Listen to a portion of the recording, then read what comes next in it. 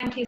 Greetings, ladies and gentlemen, wherever you're watching this from, on behalf of Nepal Institute for International Cooperation and Engagement and Water Policy Center, it gives me immense pleasure to welcome you all. I extend a very warm welcome to our distinguished chair, Mr. Monish, and participants who registered for the event. We're so glad that you could join us today at the NIICE WPC International Conference on Post-Pandemic World Order, Navigating the New Normal. Throughout the 3 days of the conference, we will be having 30 sessions that will take place at 2 different Zoom rooms simultaneously. We have around 150 experts and speakers joining us from 30 different companies who will be delivering their presentations and sharing their expertise with us. Dr. Tourangbam, our chair for this session, is a senior assistant professor at the Department of Geopolitics and International Relations, Manipal Academy of Higher Education, MIICE, Manipal, India, and the coordinator of the Northeast Studies Center at MIICE. He's a visiting fellow at NIICE.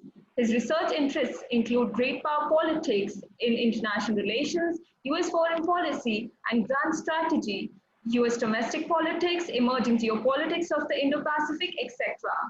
He is featured editor of foreign policy for the Science, Technology and Security Forum run by the Manipal Advanced Research Group, MIRG, and executive editor of the Northeast Diary, a newsletter on affairs of India's northeastern region. He's a fellow at the Kalinga Institute of the Indo-Pacific Studies.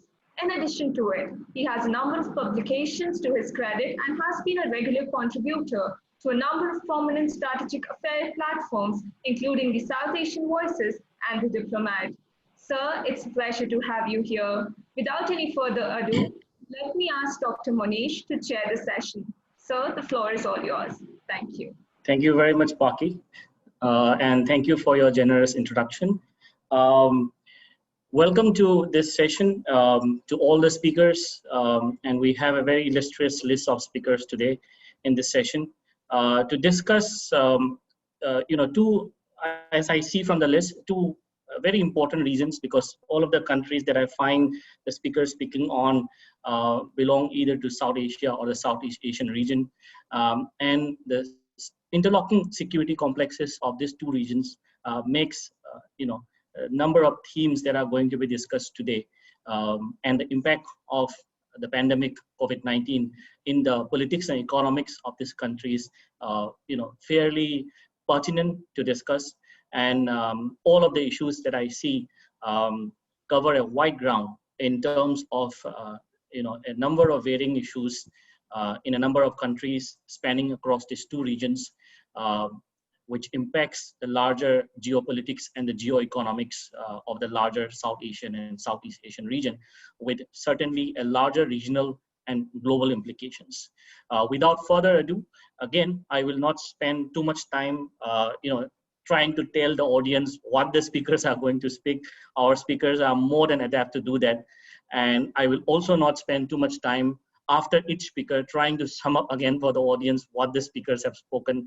I leave that for the speakers and erudite, sessions.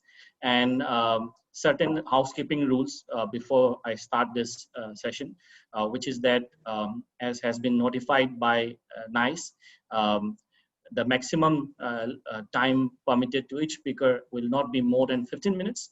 And so, I will apologize and I will seek your cooperation that on the 13th minute, I'll put a show of hand, and that will be my indicator to somehow sum up the presentation, so that we can leave more time for discussion and deliberation.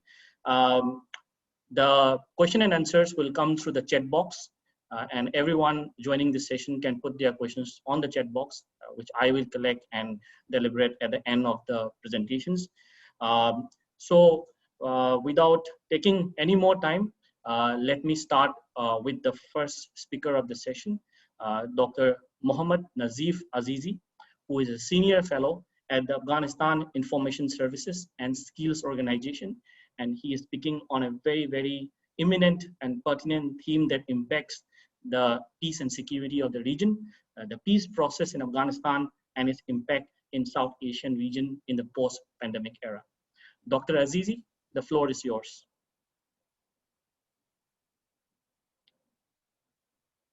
Dr. Azizi? I think we can, in that case, we can move over to the next speaker is Jay Nishaant online. Do we have Jay Nishaant? Thank you, speaker. Okay, okay. Dr. Azizi is online. Please go ahead. Your time starts now, sir. Hello. Okay, great. Great. Such a pleasure to be speaking. So I will start with Assalamu alaikum. Have a good morning and a good day.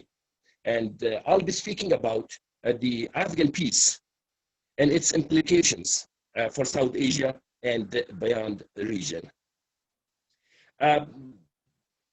Of course, starting with the understanding that we have in regards to the COVID, we all know that any disaster, any crisis, be it conflict, earthquakes, or any pandemic, aspects of the human lives and dimensions become more and more exposed. We do get the opportunity to understand the fractures and the weaknesses within our systems. We do realize how strained the relationships between the governments and the people are. And lastly, I think the globalization gets a complete new definition as a result of the COVID-19.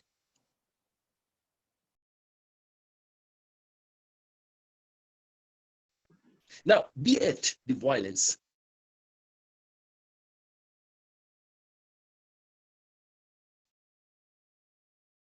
against the minorities in Pakistan or India, be it the Taliban. Hello, Dr. Azizi. Armed group or the Arakan army or any other armed exposed as a result of this in terms of the, yes, please. Hello? Was the bandwidth Hello? on your, yes, the bandwidth on your side seems to be low. That's why we are not able to hear you properly. Could I suggest you to put off the video and so that we can hear you more, without any break?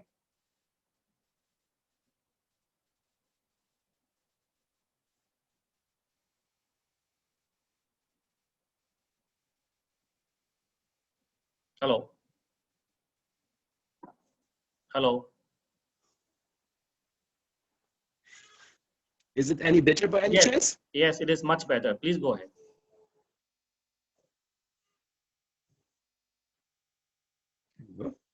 Yes, please. Yes, can you hear me? Yes, Dr. Azizi, please go ahead. This is much better. Please go ahead. Okay, great, great. So I was talking about the this region, the violence against the minorities, the armed group of Taliban or the Arakan army or the East Turkestan separatists or any other armed group. We saw that the COVID-19 had an impact on the operations and the methods they have been using. Now, we all know that Afghanistan, unfortunately, has been in complex conflict for over 40 years. The conflict of Afghanistan has domestic, regional, as well as international dimensions. To examine the critical linkages between peace and conflict, and to explain how regional development is conceivable, to argue in the next 10 minutes, Afghanistan, but it is for the region and beyond. Last, the goal of this presentation is not to be utopian, to present facts, make recommendations that are mostly built upon initiatives already in place, or that can already be perceived. So, a peaceful and stable Afghanistan will become a reason for South Asian countries to cooperate instead of confronting. This year on Feb 29th, the US and Taliban signed a peace deal that is paving the way for intra-Afghan dialogue and will ultimately result that this peace in Afghanistan contains a number of complicated themes of proposals and negotiations. And luckily or unfortunately, is not meant to discuss those details. As far as the US and the NATO member countries are building their foundation of argument on the withdrawal of their forces from Afghanistan is based on what the signed deal. Afghanistan will not become the heaven of terrorism again. Now, the question is that what is next? From my perspective, the start of the Afghan dialogue is the next step, where the agenda will be finalized and termination of a peace government or peace council will be a ceasefire by both sides. Intra-Afghan dialogue will be a platform where discussions will take place on the systems of the government, the role of Islam, the new constitution of Afghanistan, the war crimes and human rights violations, the disarmament and reintegration, and the arrangements for the post-peace government. Now, to be very precise, I would like to mention a couple of factors that make the Afghan peace durable. On the domestic dimension, the political fabrics and ideologies, the economic interests, the social and ethnic deprivation, the Afghan peace durable, or regional factors to mention in particular Iran, Pakistan, India, Middle East, Central Asian countries, and Russia.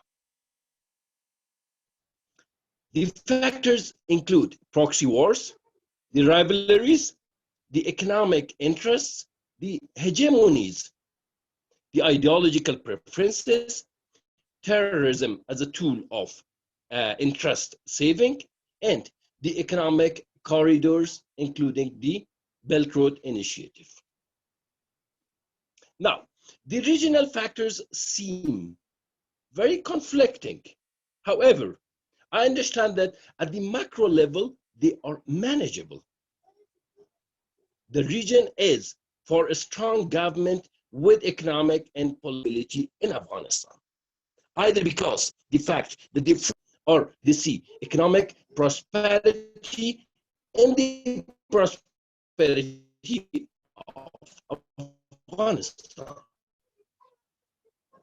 Unfortunately, we do have the exception of Pakistan at this stage. Pakistan has hardly shown interest in the equilibrium with any of its neighbors, particularly with India and Afghanistan. Pakistan sees aggressive approach and has always attempted for failed becoming big brother within the region when it comes to Afghanistan in particular. But Afghanistan on its own has always bravely, under every regime, has confronted such attitude. So when we talk about the impact of challenges that exist in South Asia, our region is richly endowed in nature and civilization. But all the member countries are facing daunting challenges, such as extreme poverty, weak governance, non-responsive political systems, lack of connectivity, lack of energy, security threats and terror, and unfortunately, widespread human sufferings. Now, a peaceful and stable Afghanistan could become a source of these problems. And to exploit the region's vast natural and human potential for the collective security and prosperity of all nations. Let me also give you a perspective of different countries and regions and their particular interest in Afghanistan. When it comes to Iran, Iran wants their eastern borders to be secure. They want the empowerment of the Shia communities of Afghanistan. Iran has been supporting the jihadi parties and even the Taliban for their own economic interests. Iran with increased water rights from India is looking for more soft power in center as well as North Afghanistan. They are looking for a strategic pivot in the Central Asian countries. They're looking for expanded trade and further connectivity. Pakistan is looking for the legitimacy of Taliban for political and economic dependency of Afghanistan. They want the Afghan policy towards India to be aligned with Islamabad preferences. Likewise, they are looking for increased water rights in Afghanistan. Empowerment in Afghanistan with strong guarantees of non-interference by the Afghan government. Pakistan is looking for additional from the West and also access to the natural resources of Afghanistan. China strategically want to have access to the natural resources in Afghanistan. They are looking for security of their economic interests, including the expansion of the BRI and the New Silk Road. And they are also looking for non-interference guarantee towards East Turkestan separatists. For Russia, it is very clear they want to be valued for their hegemony. They don't want the terrorists to be on the borders of the Central Asian countries. They are looking for fair share of the narco band. They are looking forward for the security projects in Central Asia. Now, the Middle East interests are also very interesting. They want minimum role for Iranian ideological interferences. The Middle Eastern countries are looking more for the empowerment of the Sunni Muslims. And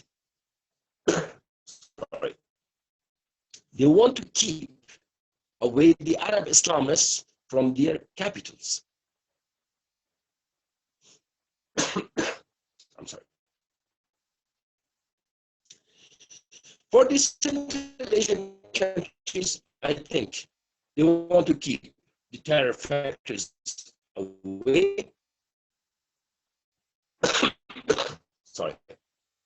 From their borders, initiate joint economic projects and linkage Asian markets and South Asian markets.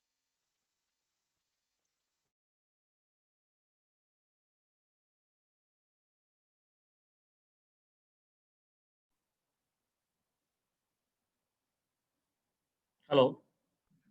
Sir, you're not audible. Dr. Azizi?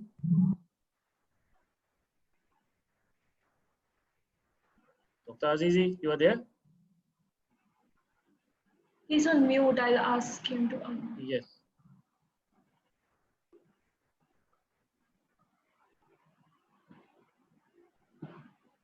So please unmute yourself.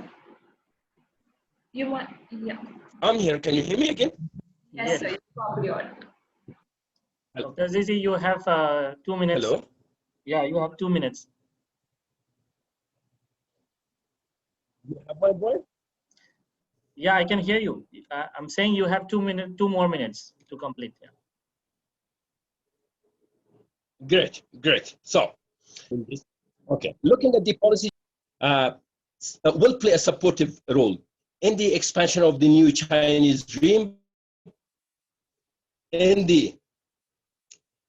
resolving the Kashmir dispute, playing a positive role in Iran nuclear program management, and also to give the confidence to the Russians in regards to their political and economic hegemony in the Central Asian countries. Now,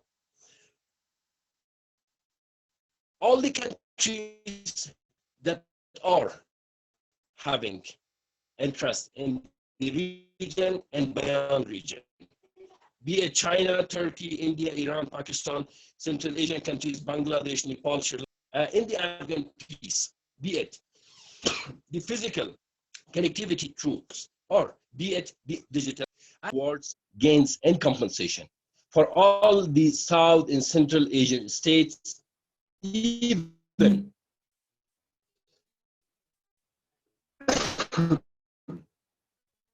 to countries beyond the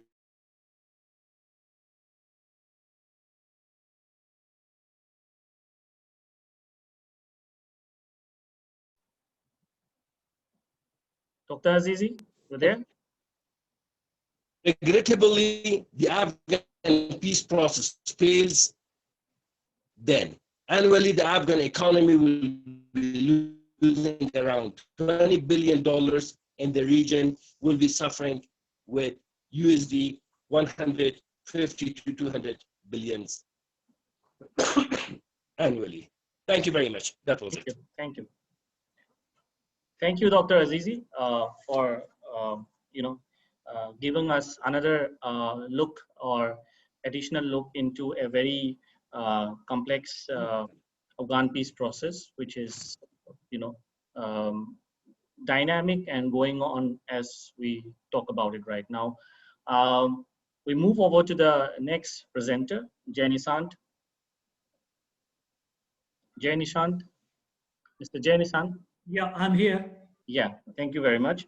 Mr. Nishaant is the president of the Nepal Democracy Foundation, and he will be speaking again on a very pertinent issue, two strategies and projects or mega projects, or however you might term it, which is impacting across regions and has led to a number of countries, both small and big, to recalibrate and reorient their approaches and strategies. He'll be speaking about Nepal's self-imposed dilemma with BRI and IPS. The floor is yours, Mr. Nishaant. You have 15 minutes. Thank you, Chair. And so good to see my friend Azizi from Afghanistan. Looks like you are having a sore throat, Azizi. And also I would like to extend my heartfelt thanks to Dr. Pramod Jaishpal, who I know personally and who is instrumental in organizing all these events. These events are proving wonderful for the scholars, for the experts, even for the policymakers and lawmakers. Everybody who is in Nepal and finding a time to go through these events are finding it extremely useful. So very happy to see Dr. Pramod Jaishpal doing such a noble job. He is doing a great service.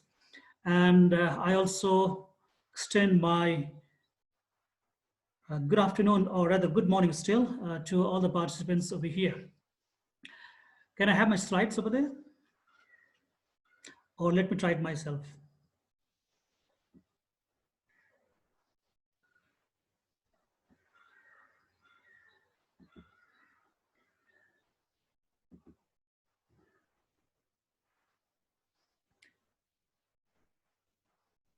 Yeah, are my slides visible? Yes, sir, they're visible. No, your screen is visible, not the slides exactly. Oh, just a second. Please go to your slide, then it will be visible. Please run your slide and then.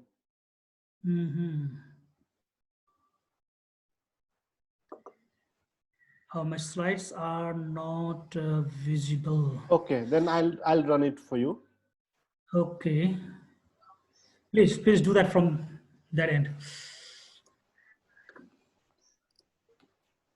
Great.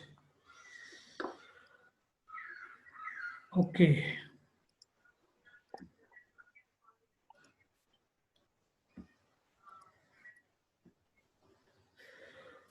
Okay, so my topic for the presentation is Nepal's self-imposed dilemma with Belt and Road Initiative and Indo-Pacific strategy. Next slide, please. Actually, the two strategic options that the world is exposed to, more so this region, Belt and Road Initiative and Indo-Pacific strategy, are giving a tough time to the policymakers, to the decision makers, to the politicians, and many others in South Asia and Southeast Asia, because these are almost two conflicting strategies, and it would be very difficult for one country to either go for the one or try to juggle between the two. And Nepal being pitted between the two Asian giants, India and China, and also having a very friendly relationship with the USA, I think is not in an enviable situation if Nepal has to choose between these two strategic options. Next slide, please. Next. Okay, let me show you this map. This is of 2015. And if you look at it carefully, you will find there is no line or dot that is passing through Nepal.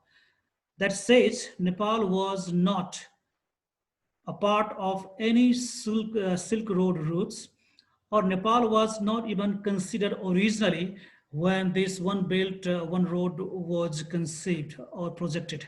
Next. This is just another map. I just wanted to have, you to have a view of, let's say, a more updated BRI positioning. And even over here, you don't see anything passing through Nepal. Next page. So that refers to the fact that Nepal was never a part of the original and the most popular Silk routes that we talk about. But Nepal had a very active trade link with Tibet. If you have been to Kathmandu, you can see a lot of these temples having the golden robes. So you can find the golden windows, the golden gates over here on a number of those temples and palaces. And you might wonder that Nepal might have a lot of gold mine. But the fact is Nepal yet has to discover even a single gold mine.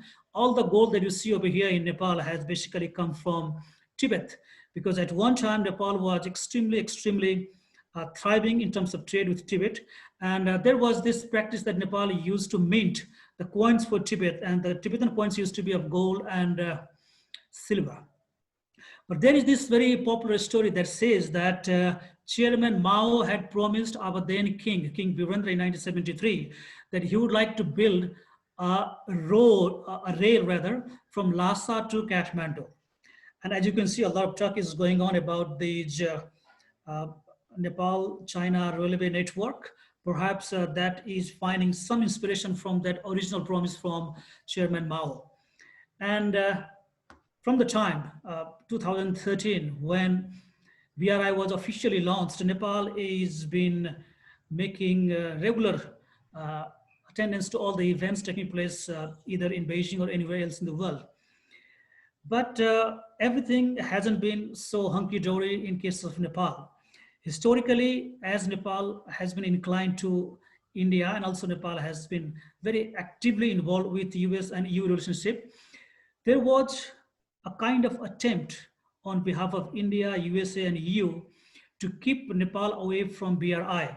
But when the pressure from the north became very unbearable, the then Finance Minister, Dr. Ramcharan Mahato, went to Beijing and signed the first understanding with OBOR in December 2014. And then officially on May 12, 2017, the Memorandum of Understanding on Cooperation under the Belt and Road Initiative was signed in Beijing when Prime Minister Oli was there. Next.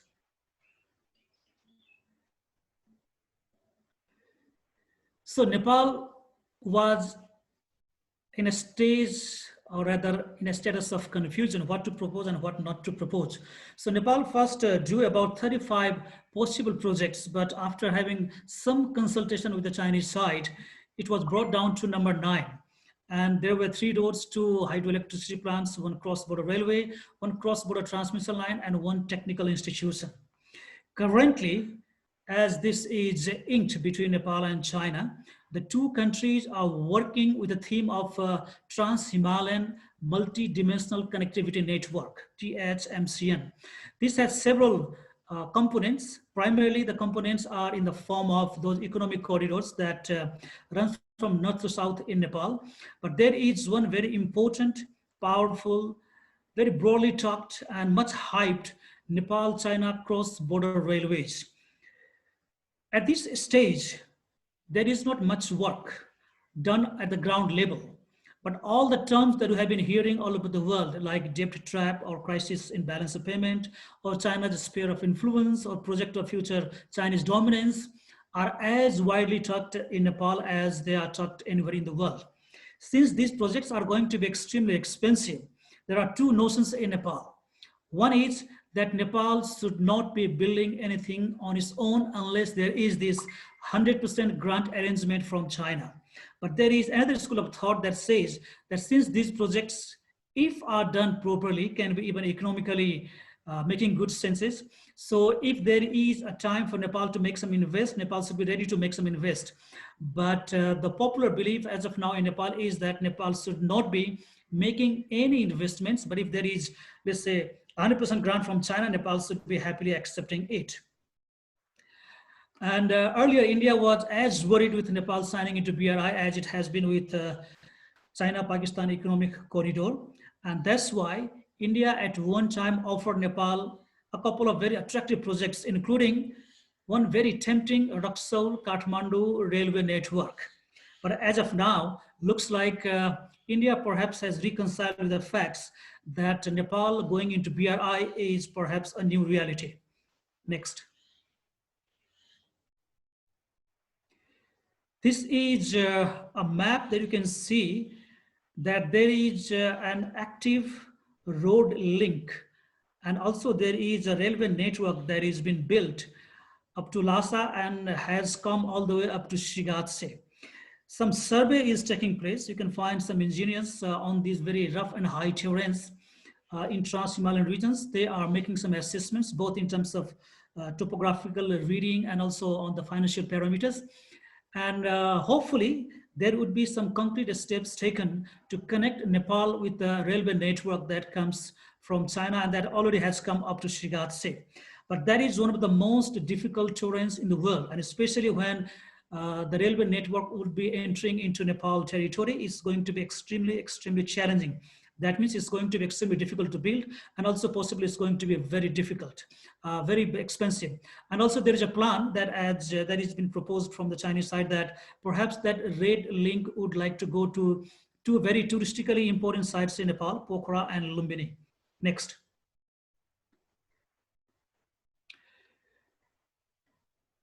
So there are some tangible developments so far. The agreements on paper are concerned between these 2 countries.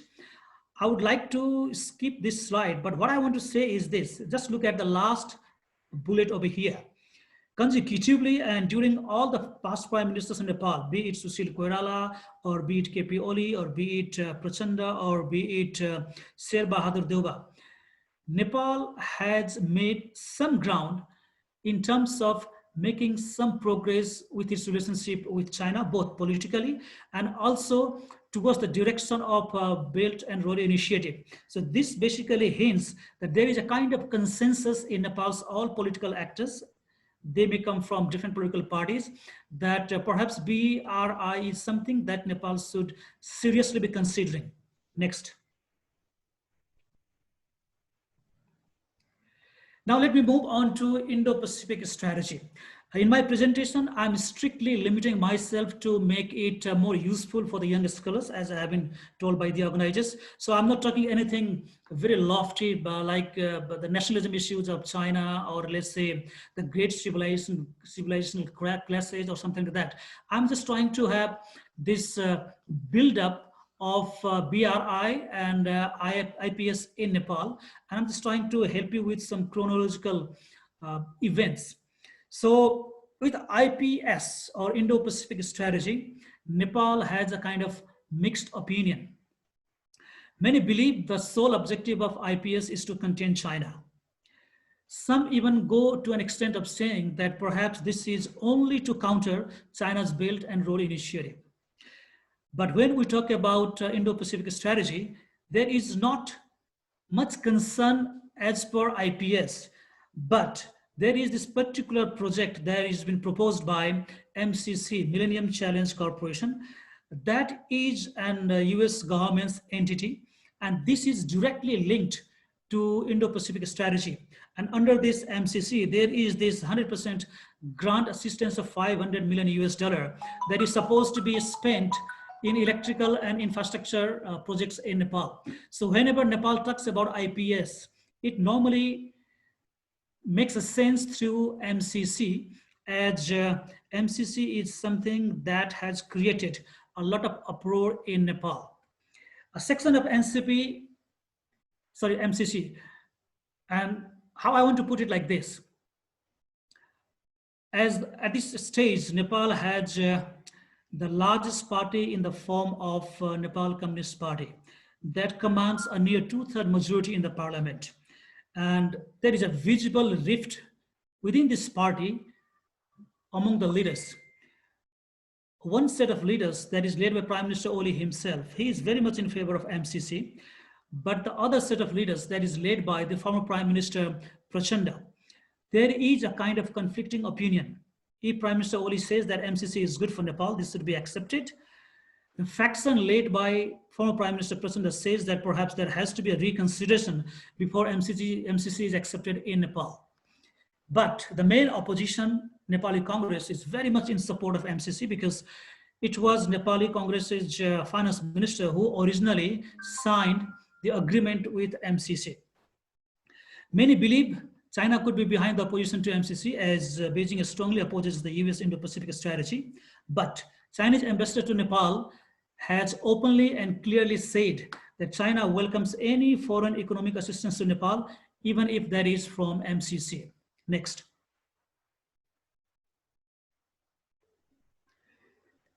But as far as the USA is concerned, there are mixed signals coming from USA with regard to Millennium Challenge Corporation, or MCC. I'll read for you. US Ambassador Randy Berry on September 27, 2019 said that the Indo-Pacific strategy is simply the name we have given to everything we do in the region, and security is an important part of ensuring the Indo-Pacific region remains free and open. That is not new.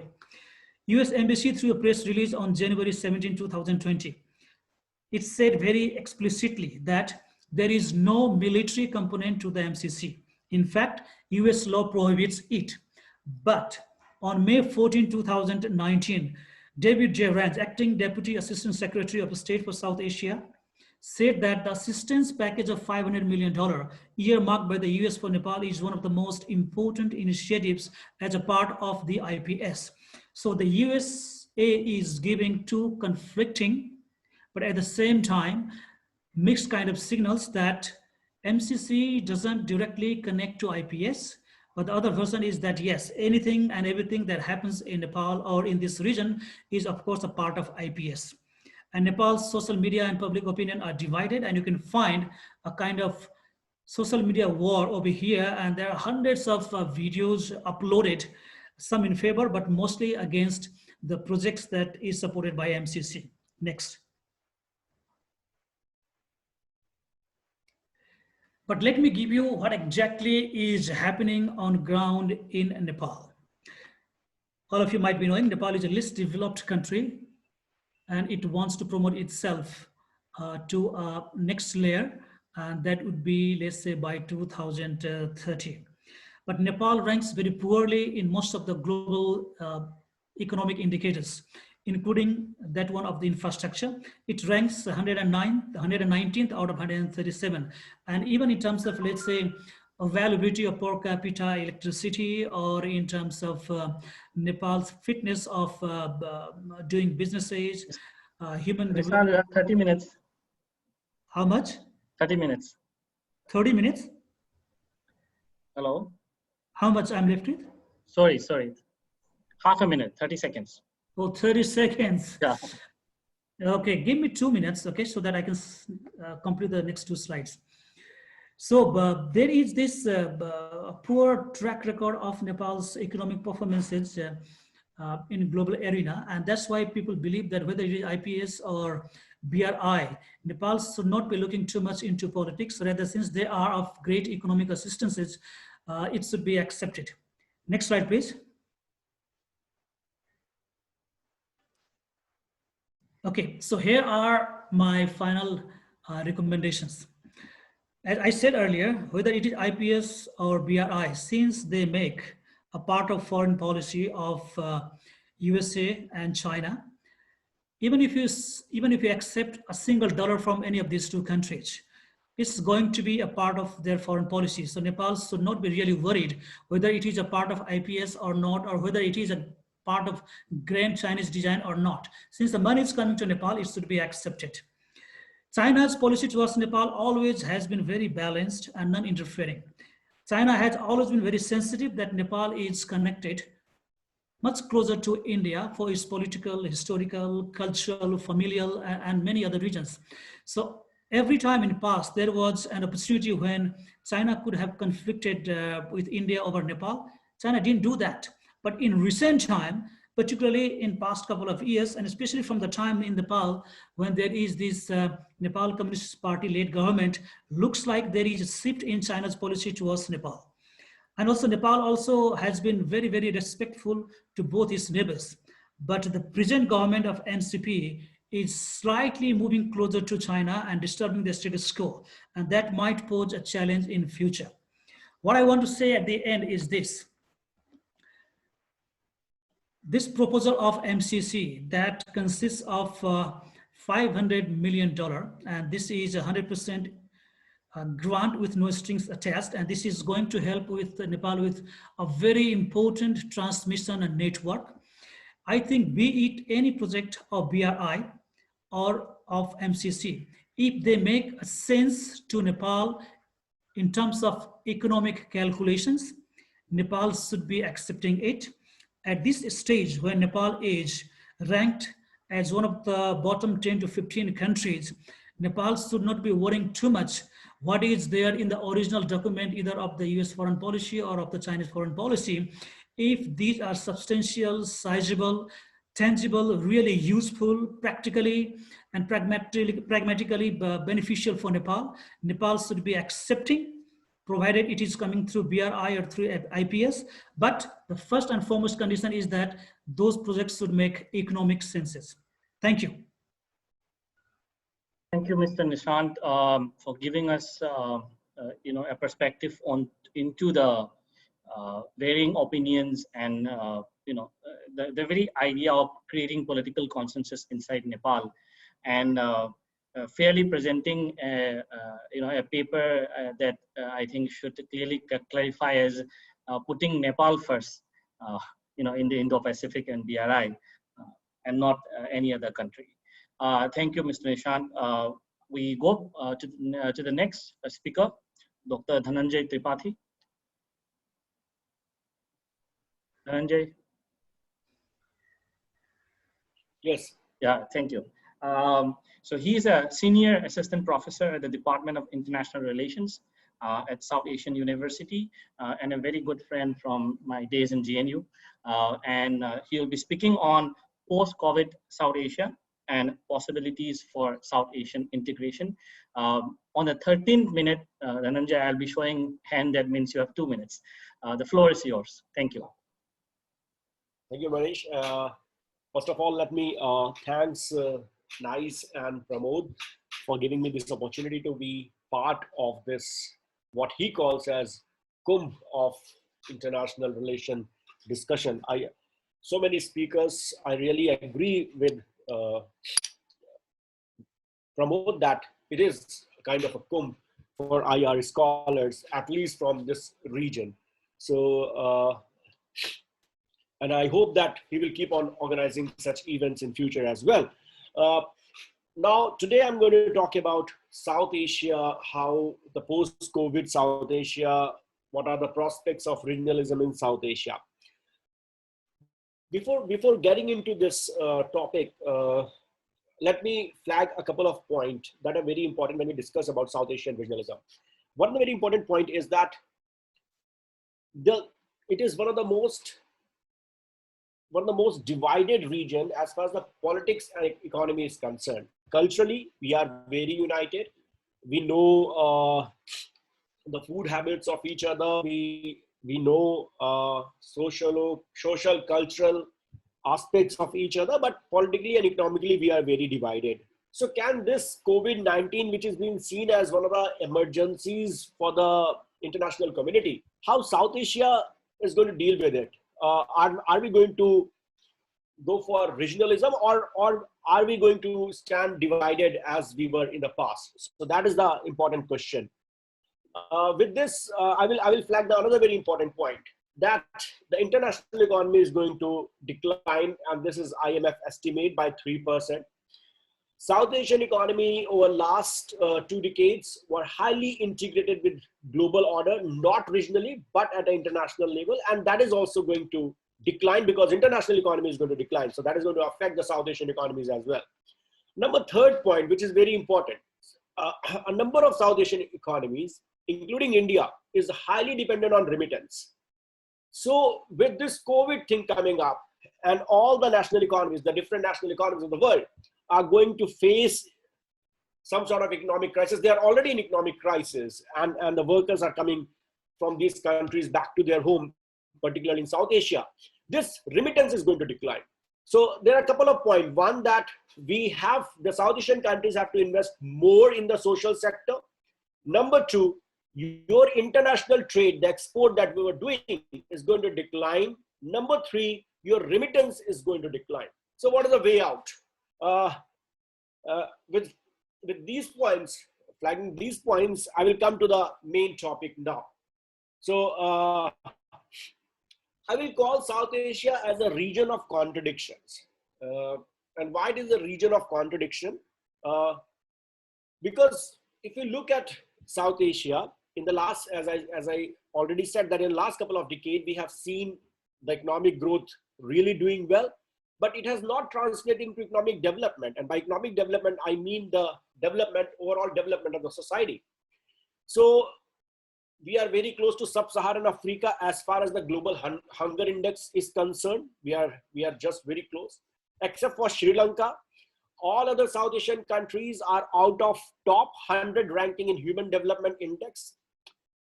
This region has two nuclear powers who disagree on most of the issues and unwilling to resolve their differences. These realities make South Asia a region full of contradictions. Now, what is to be done? I would like to point a World Bank report which says that the future of South Asian economy depends on how well you organize yourself regionally. That World Bank report was of 2007, and I think, as I flagged some points initially, I think in light of these points, it is now more necessary for us to unite. I needless to emphasize how regionalism helped the economic revival of post-war Europe.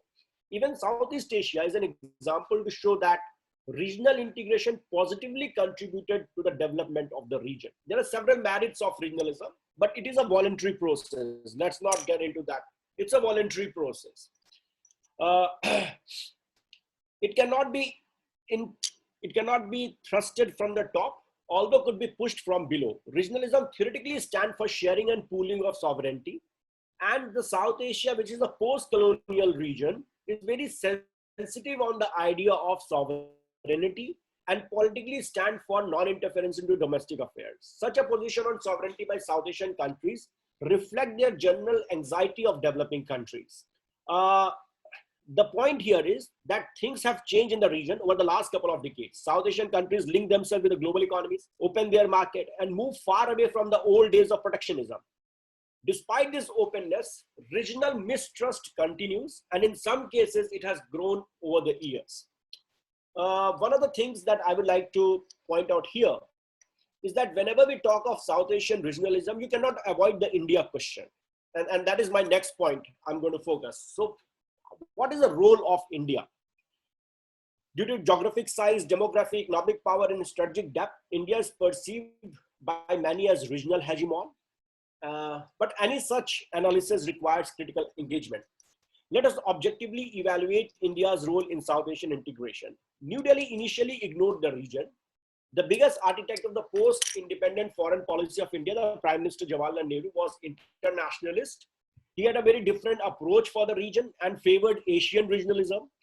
South Asia doesn't draw his attention that much. Jawaharlal Nehru's faith in Asian regionalism was shattered after the Chinese invasion in 1962. Thereafter, he showed willingness to side with the US and lost interest in some of his foreign policy narratives. Not only China, India twice faced aggression from Pakistan in 1965 and 1971. In 1962, India got a setback. 65 and 71, India decisively defeated Pakistan. Afterward, Pakistan avoided any direct military confrontation except for Kargil, but waged a proxy war against India. The Chinese invasion, aggression from Pakistan, and continued proxy war supported by Pakistan shaped a part of Indian imagination of South Asia. The recent event at LOC and LAC, that is line of actual controls, only keep adding to India's security concerns. No wonder successive Indian government remain cautious in their approach to South Asian regionalism, mainly due to Pakistan factor. At the same time, India has fairly good neighborly ties with other South Asian countries. While one can take several other factors into consideration, I will not get into that. Jay has already pointed out between India and Nepal. So there are several other factors, but except for Pakistan, I don't think that there is a major deadlock on issues which cannot be resolved between India and other South Asian countries. Of course, Pakistan, the Kashmir issue is a very big one. So what are the prospects of South Asian regionalism? A couple of necessary points I will again like to put here. That when we say South Asian integration, we are a latecomer. We started in 1985. If you look at Europe, they started in 1950. Southeast Asia started in 1960. So we are quite a latecomer as far as the regionalism is concerned. We started the process in 1985. Second, largely we are regarded as a closed economies, therefore hesitant to endorse any idea of economic regionalism. We were most of the South Asian economies were protectionist, were socialist. So forget about regionalism. They were not even open to the international market. Both these are our past. We are in 2020 and regionalization process started some 3.5 decades back. So even if we are latecomer, we are almost like 3.5 decades have started the process. South Asian economy are in race with others to attract foreign capital. We are no longer a protectionist economies. The only point that remain unchanged is the security apprehensions on the India-Pakistan's rigid position on Kashmir.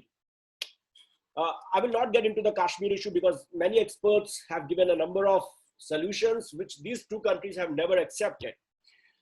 We are also in an interesting phase where experts are not sure about the post-COVID world order. How many have written an obituary of globalization and showed a preference for regionalism. C. Raja Mohan, excellent article in Indian Express a couple of months back. He has said that the borderless world is going to be a phrase. It is not going to be a reality in the post-COVID world order. While globalization was under stress in the last few years, COVID-19 may expedite its complication. Regionalism is a solution and likely to give respite to the post-pandemic ailing economies of the world. South Asia doesn't have a good track record on the human development front, made some advances in the last few decades, but presently reeling under uncertainty. Every South Asian country needs to grow to support its citizens. There are big Chinese investment in the region, and in all likelihood, it will continue, but with stringent conditions. Even in countries like Pakistan, there are voices on There are voices on rising Chinese debt. Over-dependence on China is not a good idea, and some of the South Asian countries are already realizing it. Sri Lanka, there is a realization. Hambantota, I'll not get into details of all those things, but there is a realization that over-dependence on China is not a good idea. So what is the easy solution for South Asian countries? The easy solution is to regionalize. Going by the experience of suggestions of regional cooperation in South Asia is easier said than done, but the timing for taking some bold decision is most opportune. Indian Prime Minister already gave a call for South Asian countries to join hand to face the socio-economic challenges arising due to massive disruption caused by COVID-19 pandemic. COVID-19 emergency fund is a step in the right direction. Although Pakistan raised some objection to the procedures of COVID-19 emergency fund, the rest of the South Asia is united on this issue. Rome is not built in a day, and the prospect of South Asian regionalism will not going to change in next few years. Let us not expect any miracle that is going to happen in next 6-7 years, even if we start realizing that we have to regionalize. There is a need for a very sensitive as well as an active approach, and in this India has to take a lead. As I said, that we cannot discuss South Asian regionalism unless we discuss the India question. India has the economic capability to undertake some relevant initiative in the region, as already reflected in the COVID-19 emergency fund. India over the years also acquired a development role in the region, helping in rebuilding of Afghanistan, financing several relevant projects in other South Asian countries. New Delhi showed willingness to promote regional cooperation as underlined in the non-reciprocity of the Gujarat Doctrine and the neighborhood first policy of the present NDA government. While these policies are appreciated by many, there are also criticism about the delivery deficit of Indian projects. And this is a major criticism of Indian projects in the South Asia. At times, slowly depending on bureaucracy for South Asian policy also makes things very rigid in this region. New Delhi must improve on these fronts and should reach out to the different sections in South Asia. And here I mean not only state to state, but academician, journalist, activist. New Delhi has to reach out to these different sections in South Asia. There is a need for a wider engagement with academia, media person, activist, and artist. Unfortunately, this is absent in India's regional approach as of now. New Delhi must learn something from the European example, where informal activities are equally endorsed and supported by the European Union institutions. We cannot ignore that South Asia is also a region of identity contestations and partitions. And these partitions are still in our minds. We have to prosper, but at the same time need to celebrate our commonalities. So let us not become insensitive towards some of the growing sort of nationalism in some of the South Asian countries. This is very, very important. Yes, I will sum up now. Only such an effort can truly integrate South Asia. So state to state as well as different sections of the society. Other South Asian countries must also change their outlook towards India. We need to move away from these contradictions that has obstructed the South Asian regionalism.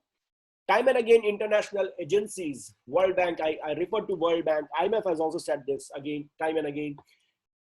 International agencies repose faith in the potential of this region. Let us start the process, reforming the region forever.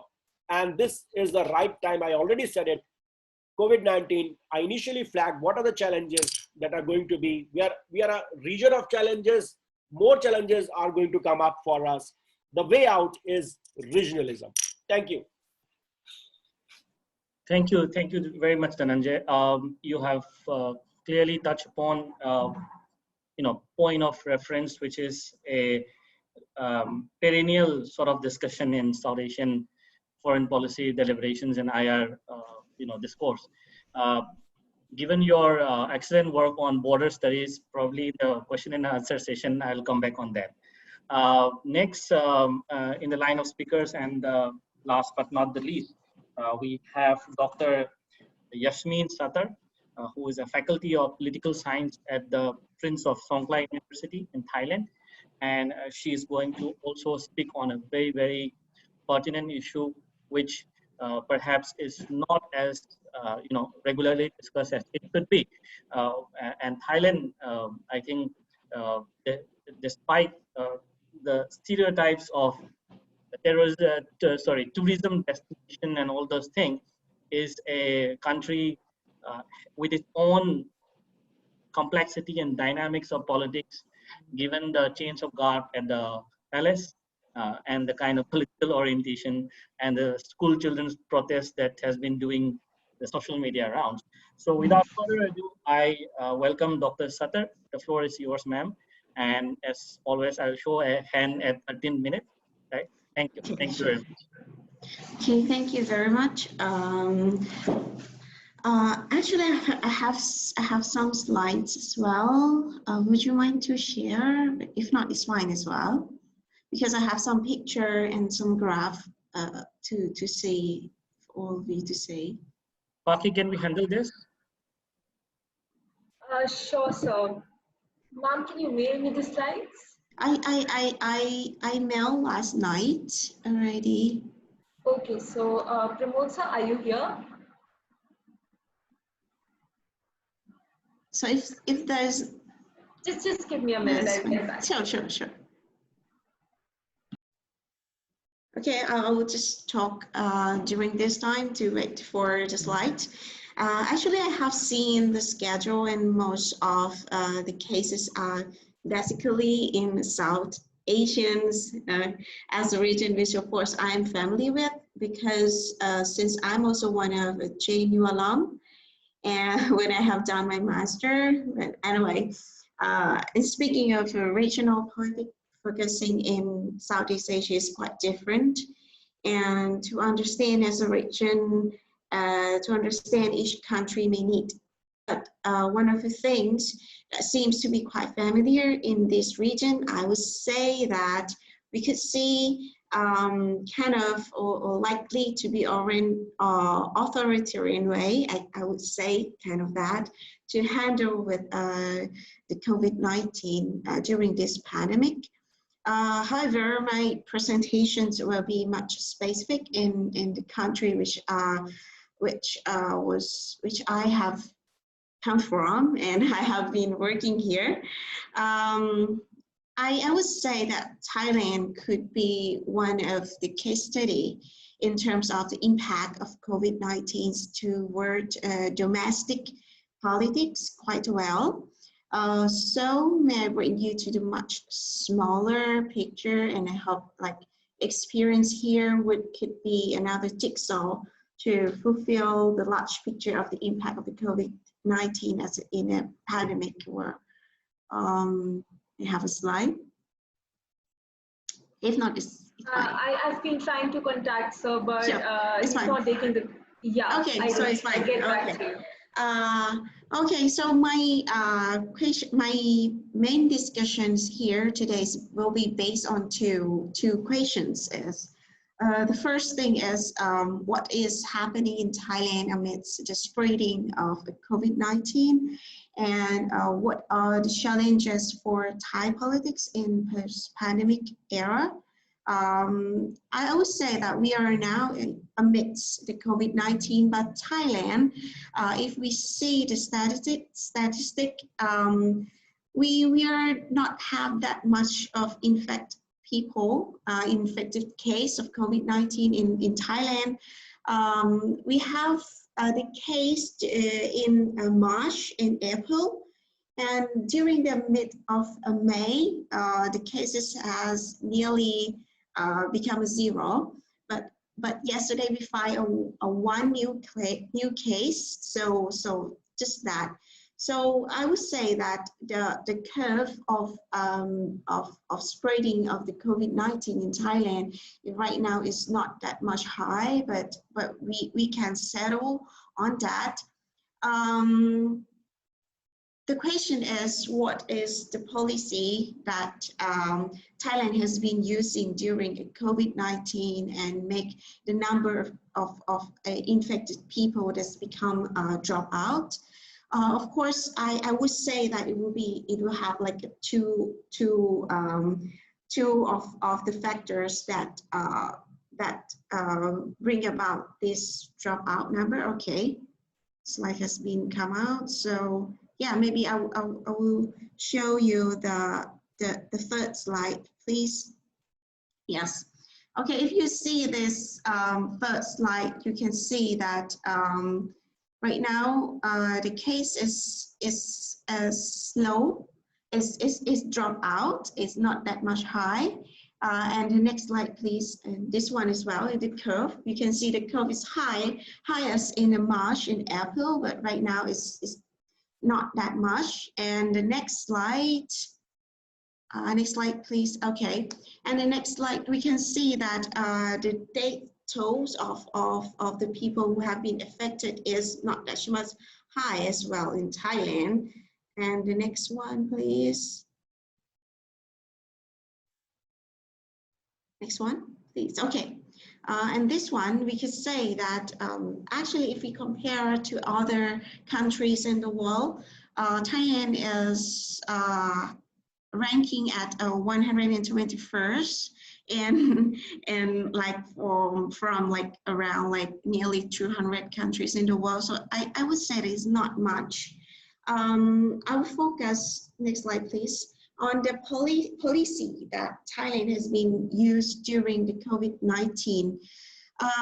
First, as I mentioned in the beginning, that most of the countries in Southeast Asia likely to use the authoritarian way to manage with the case of COVID-19. When COVID-19 came, they start to protect themselves, prevent themselves by using restrictions.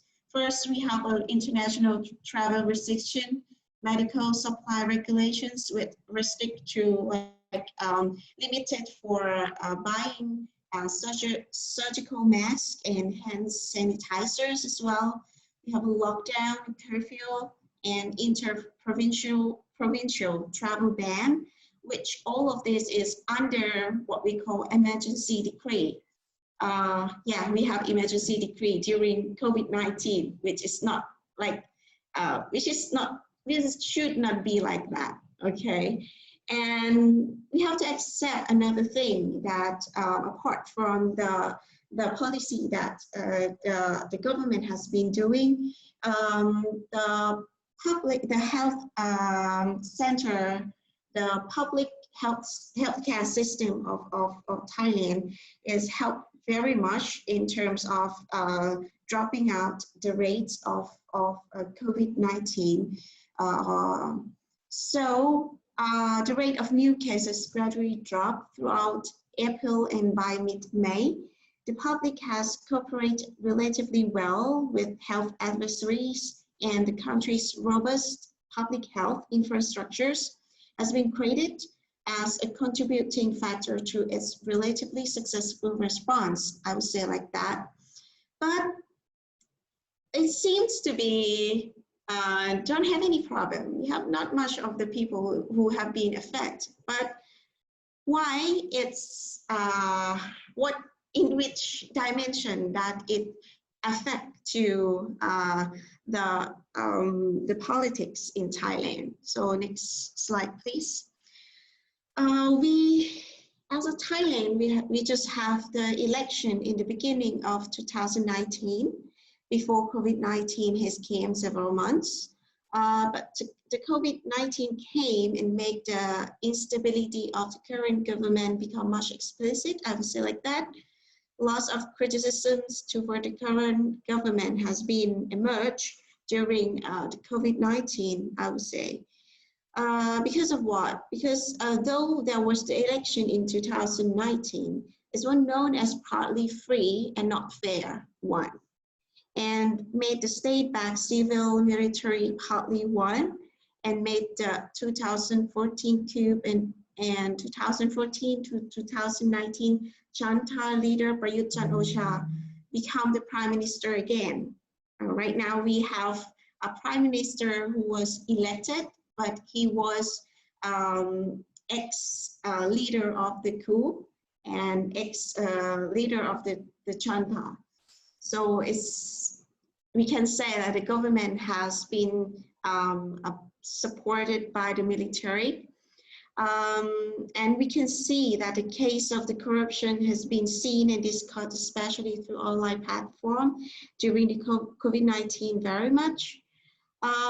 One of the things that happened during this time is the dissolution of the pro-democracy Future Forward Party, which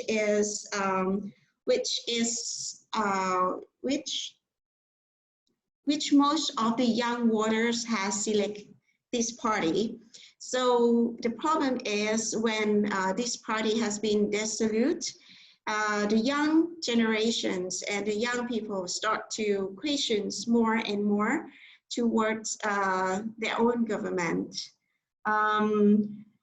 With the enforcement of the lockdown emergency decree and a travel ban for all foreigners have been done in effect to the economic situation in the country, which become to be another main triggers to the big protests in July and spread to provinces nationwide and being held almost daily. Even today, we have a street protest in Thailand.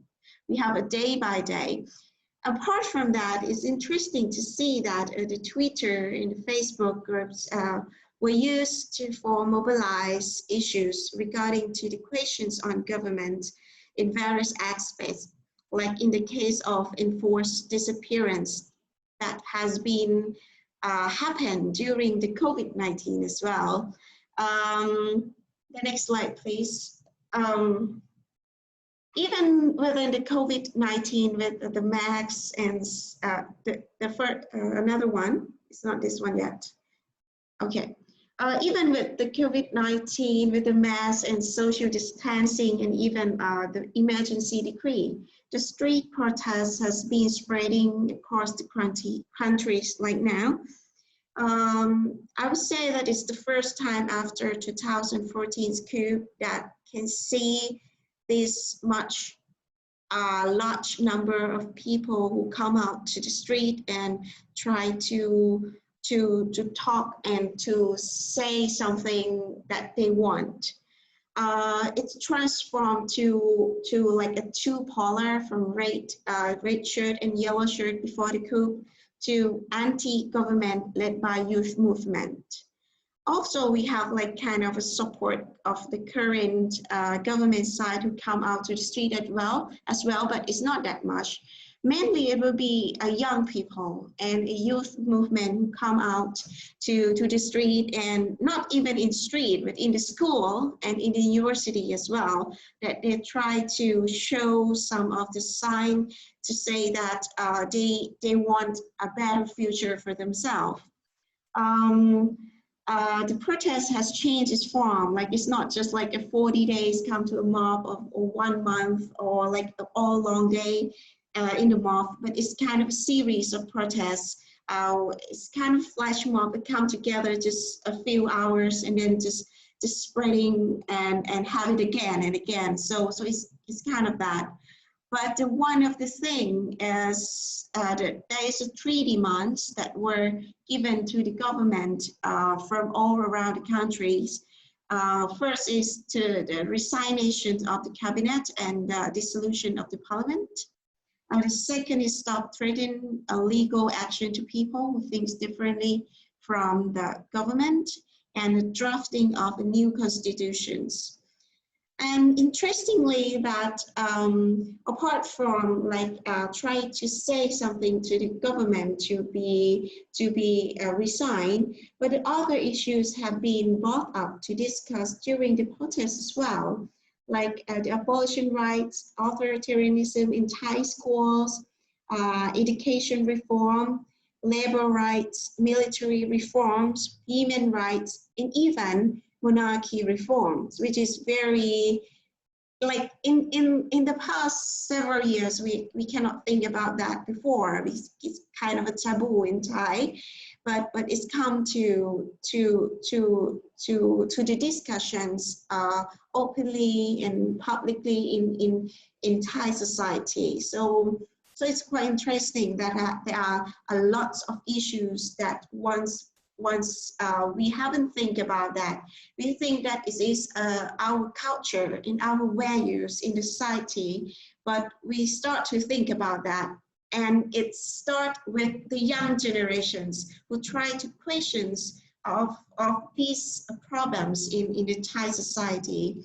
One of the things is that we have a mob, so we have a street protest within emergency decrees law. Of course, like most of them has been arrested, but has been released as well in the few days after. So this is the thing that is happening in Thailand.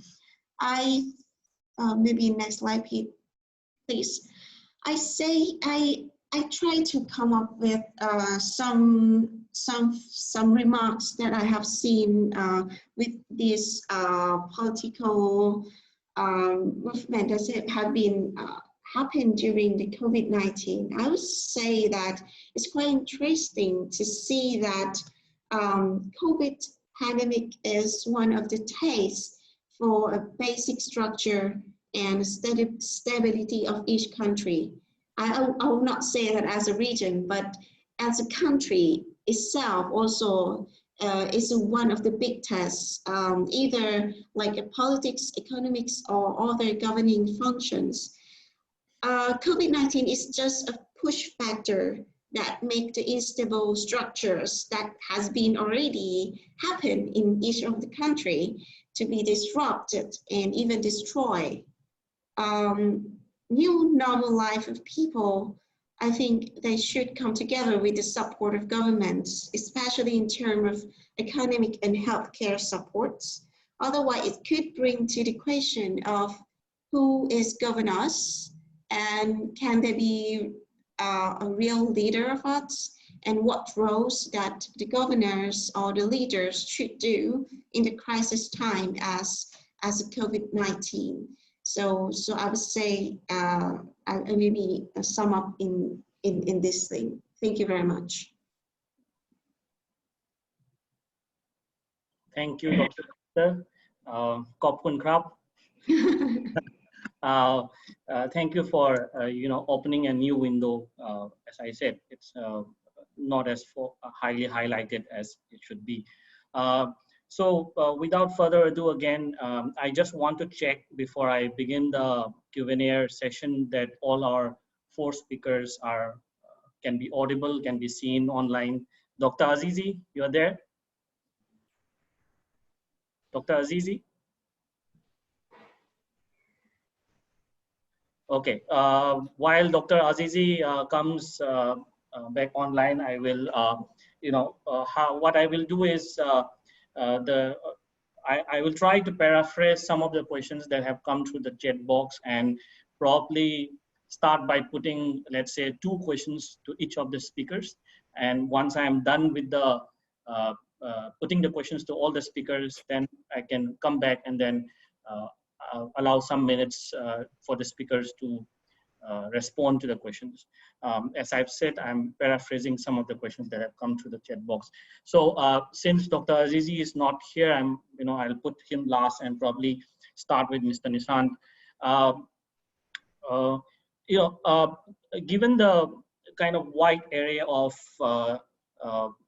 analysis that you have given, as I've said earlier, kind of conceptualizing this idea of putting Nepal first and then decide what is good for Nepal, whether irrespective of whether it is IPS or BRI.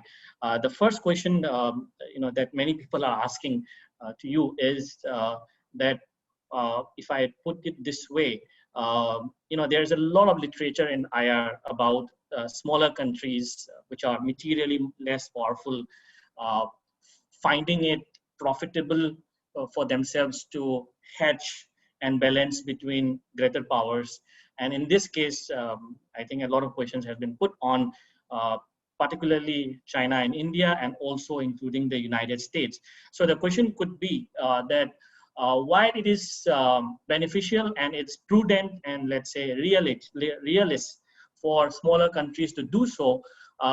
What could be some of the limitations of doing so? What could be some of the challenges of doing so? And if I could put it this way, what kind of a cost smaller countries would have to pay if they were to sort of balance their interests among greater powers? That is the first question. The second question would be that is because we are talking about one BRI, which is primarily sort of connectivity project oriented, right? If you look at the number of projects, and the other one is IPS, which has started some deliberations on Blue Network and all those kind of connectivity projects, but has not really seen things on the ground in terms of really putting connectivity front and center.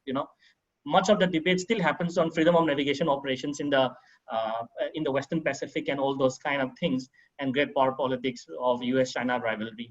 So if we put these things together and put Nepal in the midst, and then correlate that to Nepal's membership, for example, in the BIMSTEC and the sub-regional sort of connectivity projects which are being envisioned, how do you see Nepal sort of aligning its interests amidst these permutations and combinations of connectivity projects and strategies like this? So these are the two questions for Mr. Nishaant. I will now go to Dhananjay. Dhananjay, as I said earlier, I will certainly pick a question on the excellent work you have been doing on South Asian borderlands.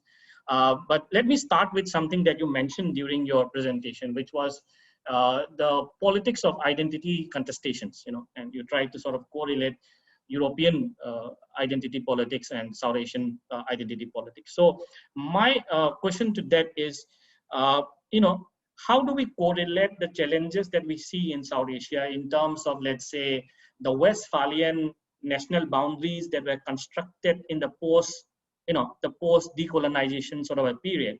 Because you had this notion of the British Empire sort of breaking down, and many of these countries sort of trying to construct a national identity for themselves. And in the process, sort of like making it important to put across this idea that, well, Nepal, Bhutan, any of these things, we might have had cultural sameness, but that's different from, let's say, national uniqueness, right?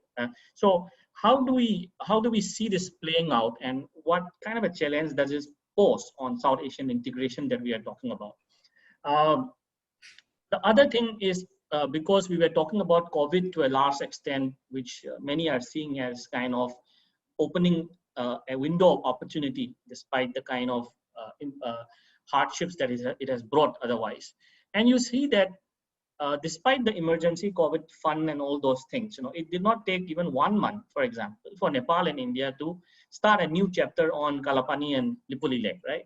So how do you correlate, let's say, if there were opportunities for us in terms of coming together to fight non-traditional security threats, but still you have this more protracted sovereignty-related traditional differences, which becomes which overwhelms, right, the opportunity. So how do you put these two things? That is for you. Coming to Dr. Sattar, I put it this way. I still remember, like, when I was a JNU student and hanging out with friends from Thailand in the Thai embassy. One of the first things that fascinated me was the young Thai people's love for Rama IX, or Bhumibol Adulyadej, King Bhumibol Adulyadej.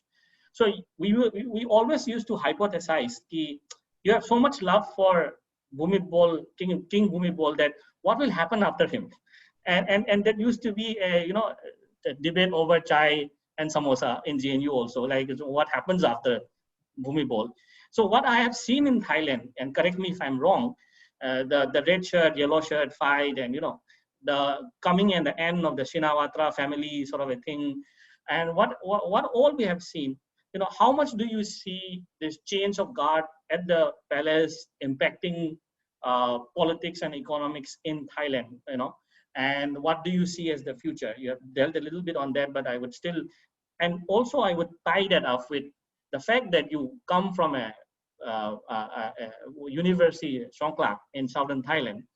How would you tell our audience about issues of federalism in Thailand, whereby we see that there are issues in southern Thailand? There are issues of security and in the border areas of southern Thailand with Malaysia. So how do you sort of put this across?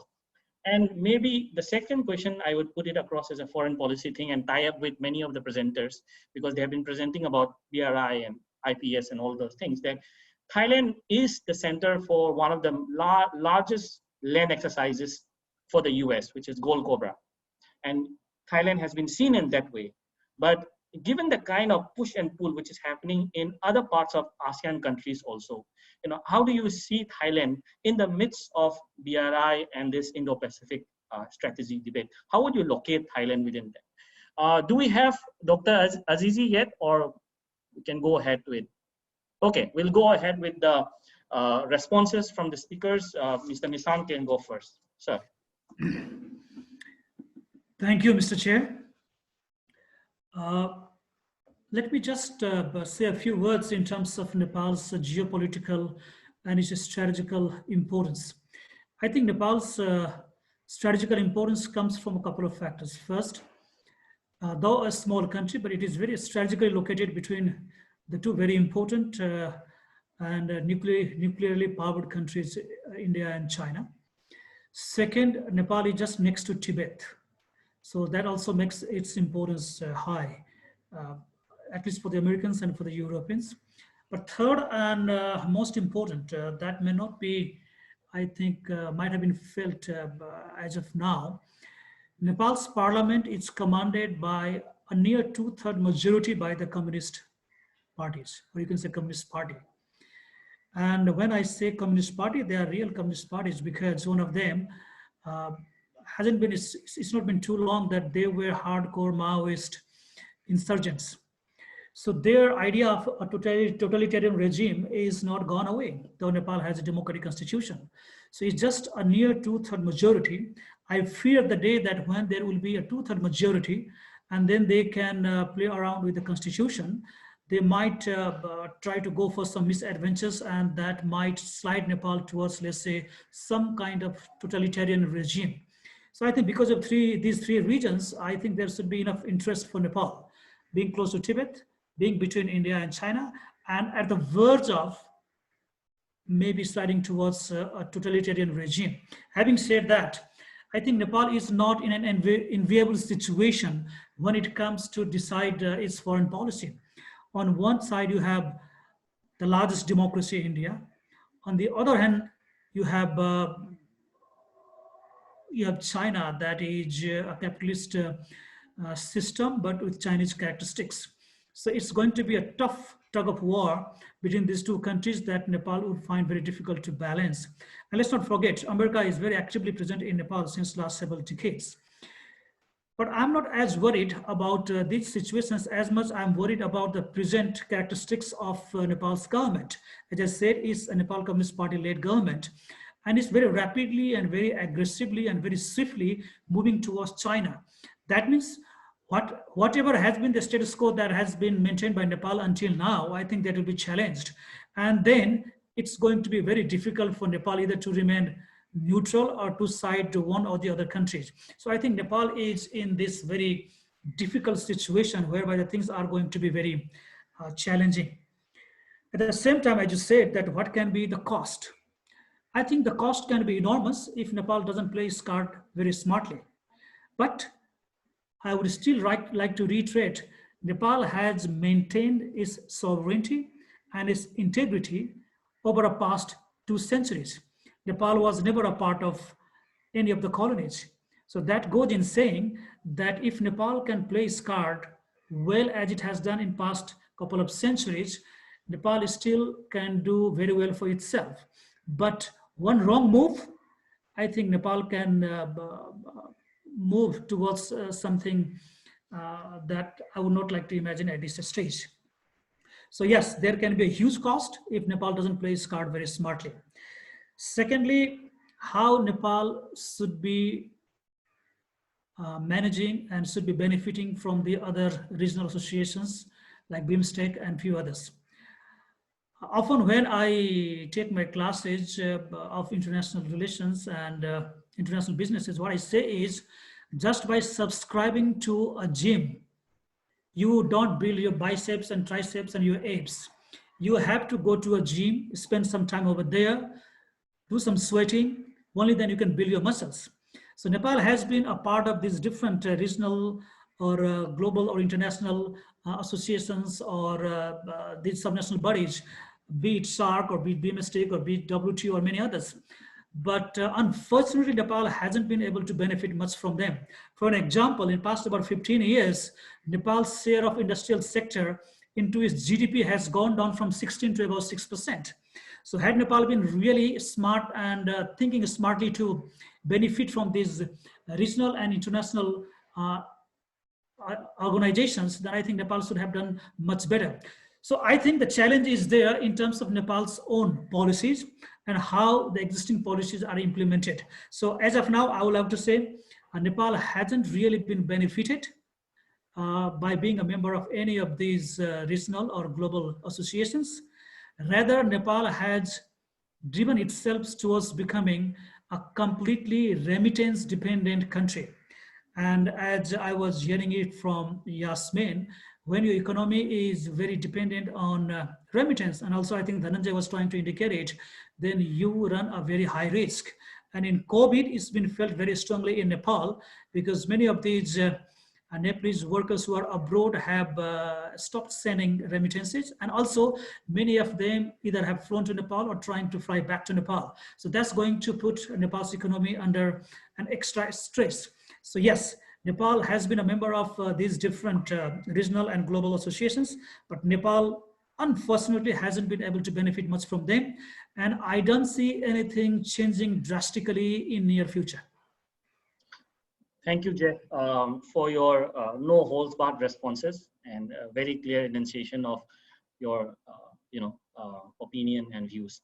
Now, the floor is yours, Dhananjay.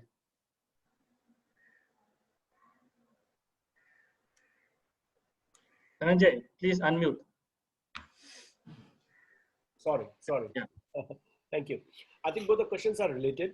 The first question about the identity issues. Yeah, I agree that we are the post-colonial and a post-partition region, and a lot of experts have written that most of the time, what we do is try to project what we are not, like how we are not common with our neighbors.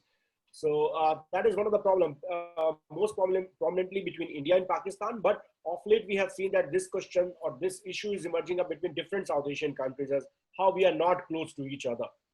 But that is a state-to-state narrative. I think there is a lot of commonalities and people know each other very well.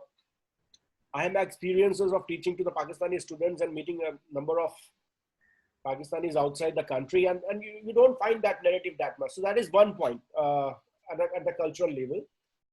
Yes, but this narrative has to undergo a change, and the change will not come until unless the state will recognize that there is a benefits of integration. Till date, I think, unfortunately, what had happened in this region that none of the states, including India, have really worked on the potential of regionalism. Our inter-regional trade is almost like 5%. Our visa regimes are very strict. So until unless we recognize, and this is what happened in the European Union, they recognize that there is the way out for the post-war Europe is regionalism, is coming closer to each other and improving their businesses also. So until unless we recognize that narrative is not going to change much. That's a point number one. On the border issues, the recent thing when we are talking about the COVID-19, and even then the border issues are coming up. I think that as I said it in my presentation also, there's a different question of India and Pakistan. I don't see that any breakthrough is going to come in the near future. It may take long. But with the rest of the countries, I don't see that there is a major deadlock and that cannot be resolved through discussions and dialogues. So that is the point number one. And again, I emphasize on this that there is a role of India. India has to play a proactive role in approaching all the neighboring countries. So with Nepal, the Kalapani issue, yes, but I don't see that it may develop into, if the state wants, if both the state want it, the potential is that we can resolve, we can get something mutually acceptable to each other. And why I'm saying so, because there we know about India-Pakistan border, but about India-Nepal border, it is an open border. We travel from India to Nepal, from people coming from Nepal to India without much of the formalities. So if you have an open border system, I think there is a possibility that such issues can be resolved, and we can draw some examples from the European Union where they have resolved such disputes very amicably by making cross-border regions. So there are possibilities in resolving those border disputes, and also the identity part, provided the state understand that we have to break this in order to get the benefit of regionalism. Unfortunately, as of now, we don't have stakeholders in regionalism process in South Asia. The moment we start developing those stakeholders, they will work in changing this narrative. Thank you. Thank you, Dhananjay. Thank you very much. Now, I invite Yasmin for her responses. Okay, my questions is 3 challenge questions for me as well. The first one is, yes, it's the big challenge for Thai, or like for all of Thai, to mention about monarchy and to mention about the palace. But the thing that has been going on right now, I would say that it is challenge for Thai people, especially I would say young generations, to talk about this during the like, because last several years we have seen that the palace has been changing from the last king, King Bhumibol, to King Vajiralongkorn. The latest king's sons, which their character is different, you know, like son and father, they have a different characters, and because of the different of the character, so the questions from the young people has become more and more. I would say that this issue will be the key factor for the clash of different generation in Thailand,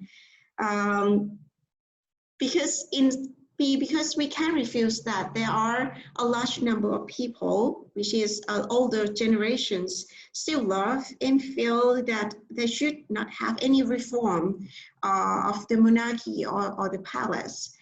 Palace is still something that very secure for them.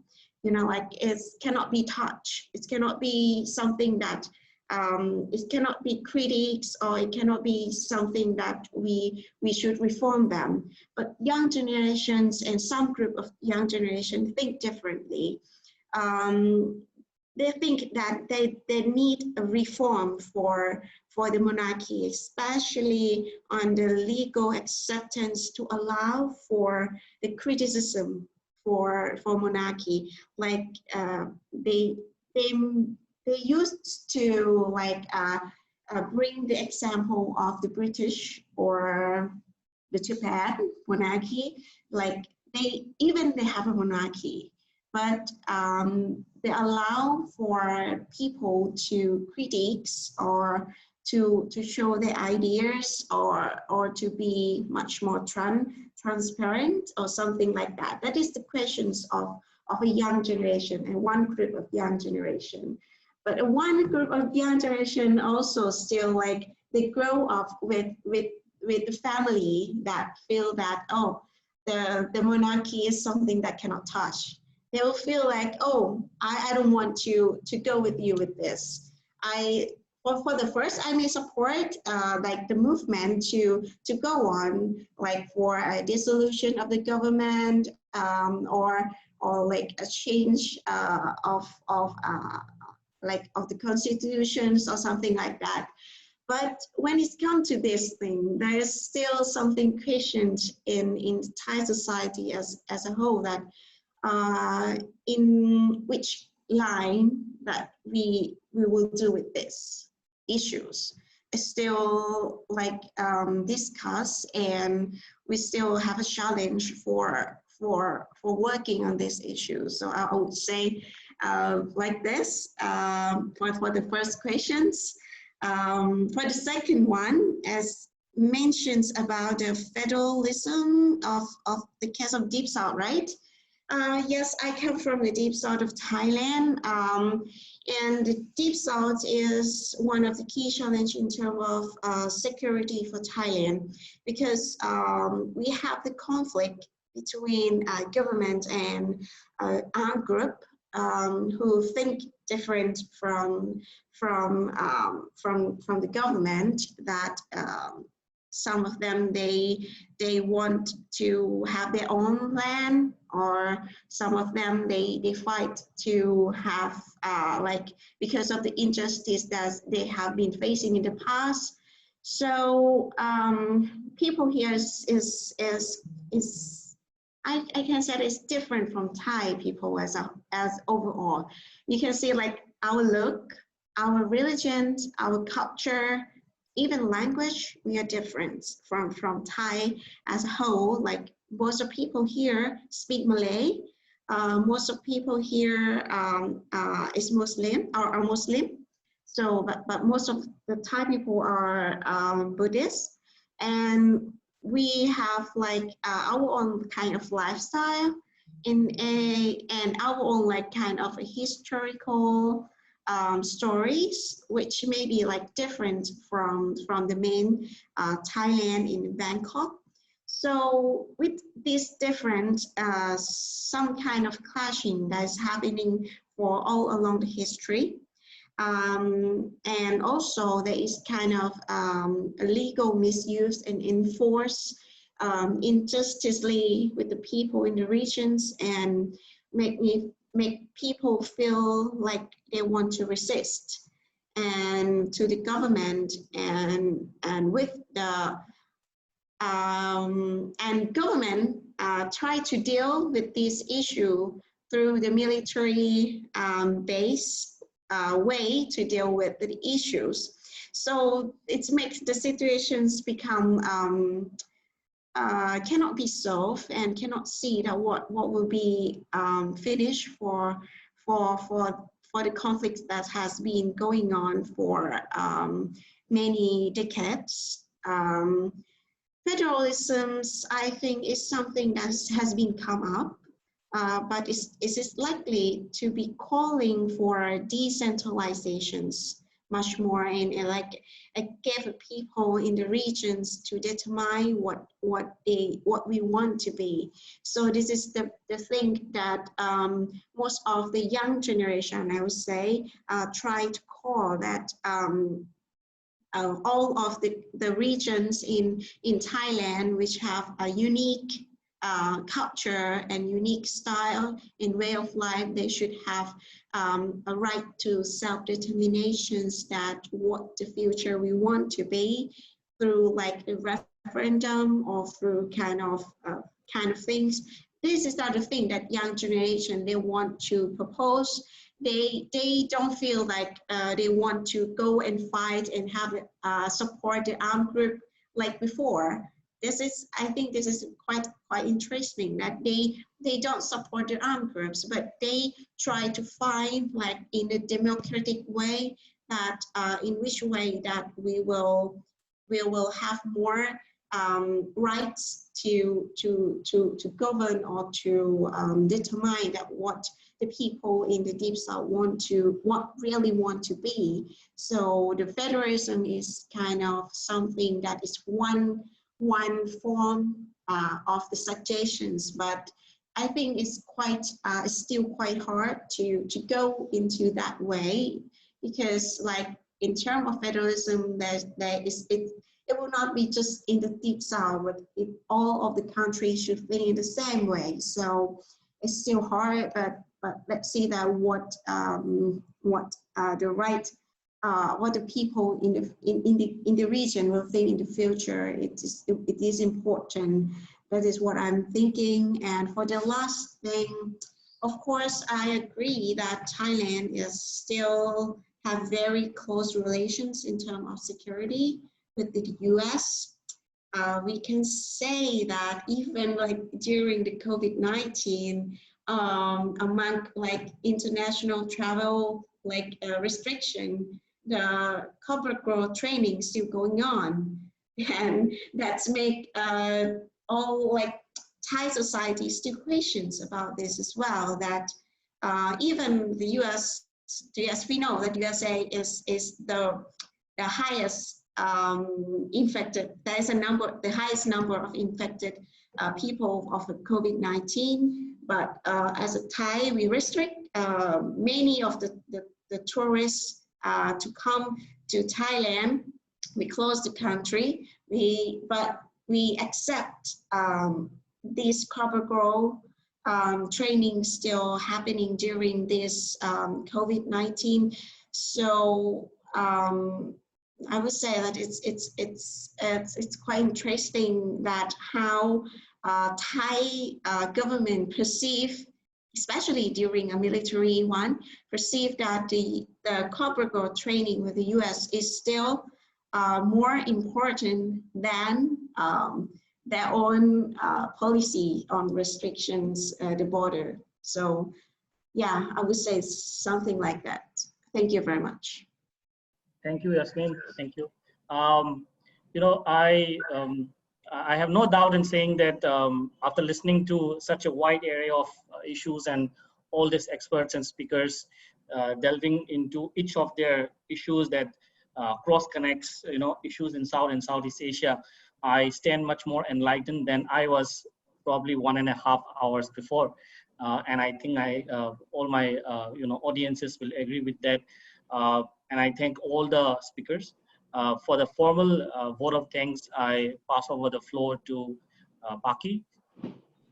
Thank you, sir. Thanks a lot. Distinguished chairs, speakers, and ladies and gentlemen, as we come to the end of this session, I take great honor in proposing the vote of thanks on behalf of NIICE to all those who have graced us with their presence today and contributed their parts to make this event a resounding success. We would like to express a sincere gratitude and thank Dr. Monish Tourangbam for agreeing to chair and moderate the session today. Our sincere thanks also goes to all the speakers for being a part of the event and delivering such comprehensive and convincing presentations in a very short span of time provided. You're all definitely an inspiration for the youth of today, the future of tomorrow. We would like to present our gratitude to our friends from the diplomatic community, experts, academia, media, and different organizations as well. Finally, I must also mention our deep sense of appreciation for the audience who participated in the webinar and those who are watching us live on the YouTube channel.